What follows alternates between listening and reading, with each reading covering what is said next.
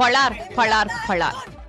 இப்படி ஒரு முறை அல்ல, 26 முறை மாறி மாறி அறைந்து குடிகார இளைஞரின் கன்னத்தை பழுக்க வைத்திருக்கிறார் ஒரு பெண். ஓடும் பேருந்தில் நடந்த இந்த சம்பவத்தின் காணொளி நாடு முழுவதும் வைரலாகி வருகிறது.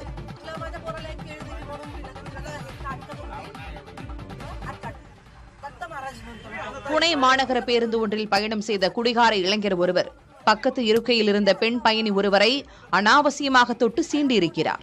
2வது முறை அவர் தொட்டபோது சினம் கொண்ட வேங்கையாக மாறி அந்த இளைஞரை பளார் பளார் என கன்னத்தில் மாறி மாறி அறைந்தார் அந்த பெண். சட்டை காலரை கொத்தாக பிடித்தபடி வலது கையால் 4 அறை, இடது கையால் 4 அறை என்று மாறி மாறி அடித்ததில் அந்த இளைஞருக்கு பொறி கலங்கியது.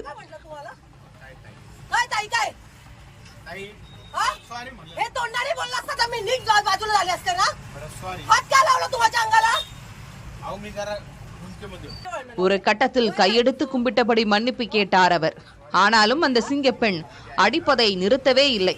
மொத்தம் 26 முறை ஆத்திரம் தீர அறைந்த பிறகு, என்னங்க எல்லாரும் வேடிக்கை பாக்குறீங்க என்று நடத்துனர், ஓட்டுநர் ஆகியோரிடம் கேட்க, அவர்களும் 4 சாத்து சாத்தி அந்த குடிகார இளைஞரை ஷானிவார்வாடா காவல் நிலையத்தில் ஒப்படைத்துள்ளனர். அந்த பெண்ணை பாராட்டிய காவல்துறையினர், யாரம்மா நீ என்று கேட்க, என் பெயர் பிரியா லஸ்கரே, உடற்கல்வி ஆசிரியை என்று சொல்லியிருக்கிறார் அவர். கணவர் மற்றும் குழந்தையோடு பயணித்த என்னிடமே ஒருவர் அத்துமீறுகிறார் என்றால் தனியே செல்லும் பெண்களின் நிலை என்ன?